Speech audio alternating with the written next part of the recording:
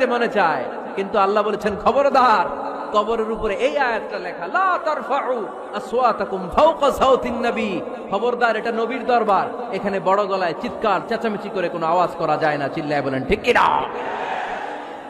এজন্য আল্লাহ বললেন লা তারফাউ আসওয়াতাকুম ফাওকা সাউতিন নবী, খবরদার নবীর কণ্ঠের চাইতে যেন কণ্ঠ উঁচু হয়ে না যায়। এই আয়াতের হুকুম আল্লাহর হাবিব সাল্লাল্লাহু আলাইহি ওয়াসাল্লামের জীবদ্দশা অবস্থায় যেমন ছিল ঠিক এখনো এটারে বলবৎ রেখেছে কে? তাই ওইখানে আল্লাহর হাবিব সাল্লাল্লাহু আলাইহি ওয়াসাল্লামের কবরের সামনে বুক ফেটে কান্না আসে, আমার নবী, আমার পেয়ারা নবী এখানে, পেয়ারা রাসূল শুয়ে আছে, এটা জেনেও আমি চিৎকার দিতে পারি না, আমি হই হুল্লোড় করতে পারি না, আমি লাফাতে পারি না, আমি শুধু চোখের পানি ছেড়ে আমার নবীরে সালাম পাঠাতে পারি। ঠিক কিনা? এই আয়াতের হুকুম শুধু নবীর ক্ষেত্রেই